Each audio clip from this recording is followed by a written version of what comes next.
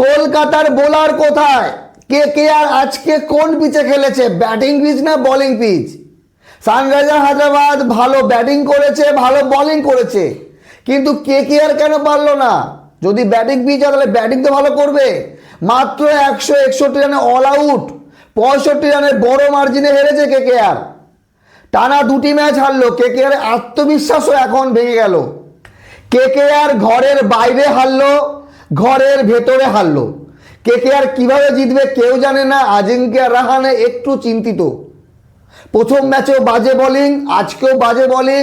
প্রথম ম্যাচে ভালো ব্যাটিং করলেও আজকে বাজে ব্যাটিং। তো কেকেআরের দল এবং সানরাইজার হায়দ্রাবাদের দল যদি আমরা কম্পেয়ার করি, তো বোলিং ইউনিটে তেমন কোনো আমি ডিফারেন্স দেখি না 19-20, কিন্তু ব্যাটিংয়ে আকাশ পাতাল তফাৎ। হায়দ্রাবাদ প্রথম ম্যাচ হারলেও আজকে তারা কামব্যাক করেছে এবং কেকেআর টানা দুটি ম্যাচ হেরে এই মুহূর্তে পয়েন্ট টেবিলের 9 নম্বরে থাকলেও দুটো ম্যাচ হেরেছে। শুধু নেট রান রেটের জন্য চেন্নাই পেছনে আছে।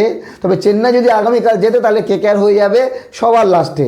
তো কেকেআরের দুশ্চিন্তার কারণ তাদের প্লেইং 11-এর কম্বিনেশন। কলকাতা নাইট রাইডার্সের ফ্র্যাঞ্চাইজি এবারের অকশনে সব থেকে বেশি টাকা নিয়ে গিয়েছিল। আমরা ভালো একটা দল কিনবো, এত টাকা ছিল যে 25 কোটির প্লেয়ার কিনে ফেললো, কিন্তু তাকে দিয়ে না ব্যাটিং হচ্ছে না বোলিং করাতে পারছে। সব থেকে বড় সমস্যা কেকেআরের বোলিং। দেখেন বরুণ চক্রবর্তী মিস্ট্রি বোলার, সেরা বোলার, নো ডাউট সেরা বোলার, কিন্তু ফর্মে নেই। যেভাবে 2 ম্যাচ খেললো একদম সাধারণ। আজকে তো 4 ওভারও বল দিল না। চিন্তা করেন কেকেআরের মেন যে হাতিয়ার, যাকে দিয়ে কেকেআর ম্যাচ জিতবে, বরুণ চক্রবর্তী জাস্ট 2 ওভারে 31 রান। সুনীল নারিনের পজিশন খারাপ হয়ে গেছে। সুনীল নারিন জায়গা মতো খেলতে পারছে না। ব্যাটিং করতে নেমে 12 রান করেছে, ঠিক আছে, বোলিংয়ে কোনো উইকেট পায়নি। আজকে যদি কথা বলি, মুজারাবানি শেষ ওভারে 2 উইকেট পেয়েছে, তার আগে নবম ওভারে 2 উইকেট। তো মুজারাবানি 4 উইকেট পেলেও ততক্ষণে রান 220 পার, কেকেআরের হাতের নাগালের বাইরে। এই যে বৈভব আরোরা 4 ওভারে 47 রানে 2 উইকেট নিয়েছে। এই বৈভব আরোরার বোলিংও ভালো হতো যদি পাথি রানা, হর্ষিত রানার মতো প্লেয়াররা থাকতো। গত ম্যাচে কার্তিক ত্যাগী ভালো বল করলেও আজকে মার খেয়ে গেছে 4 ওভারে 48 রান। রান দেখেন 226, তারপরও মনে হচ্ছে সানরাইজার হায়দ্রাবাদ আরও রান করতে পারতো। আমি তো মনে করেছিলাম হায়দ্রাবাদ আজকে 250 ক্রস করবে। রান তবু কম হয়েছে। ট্রাভিস হেড 46-21 বলে, অভিষেক শর্মা 48-21 বলে। মিডিল অর্ডারে 52 রান করে ক্লাসেন 35 বলে এবং নীতিশ কুমার রেড্ডি করে 39 রান। তো 227 target.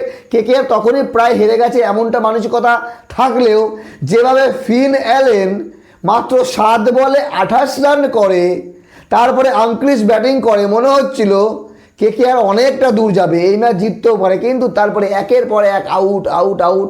Cameroon green run out. এটা কোনো অজুহাত হতে পারে না কেকেআরের হারের। কেকেআর আজকে বাজে ব্যাটিং করেছে। রাহানে 8, রমনদীপ 10, সুনীল নারিন 12, রিঙ্কু সিং 35। তাহলে রানটা করবে কে? কেকেআরকে জিততে গেলে 20 ওভার খেলতে হতো এবং শেষ পর্যন্ত খেলতে হতো। যাই হোক, দুটো ম্যাচ হারা কোনো ব্যাপার না, কিন্তু অনেক কিছু ব্যাপার আছে। কারণ আইপিএলে যদি সুপার 4-এ উঠতে হয়, টপ 4-এ গিয়ে প্লে অফ খেলতে হয়, তাহলে অবশ্যই কেকেআরকে আগামী 4-5টি ম্যাচ কন্টিনিউ জিততে হবে। আর যা বোলিং অ্যাটাক দেখেন, বোলিং যদি বলি কেকেআর হায়দ্রাবাদে প্রায় একই লেভেলের ছিল। হায়দ্রাবাদে আহামরি খুব একটা ভালো বোলার নেই। পেন, নীতিশ কুমার, এসান মালিঙ্গা, শিবাং কুমার, হর্ষ দুবে, এই তো বোলার। কিন্তু হায়দ্রাবাদের ব্যাটিং এনাফ। যেই রকম ব্যাটিং আছে হায়দ্রাবাদের, তারা ইচ্ছা করলে প্রত্যেক ম্যাচেই 200+ স্কোর করবে।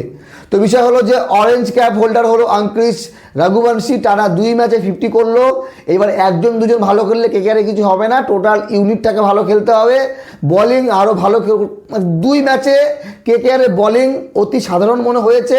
যতদিন পর্যন্ত কেকেআরের বোলিংয়ে প্রবলেম সলভ না হচ্ছে ততদিন কেকেআর হারতেই থাকবে।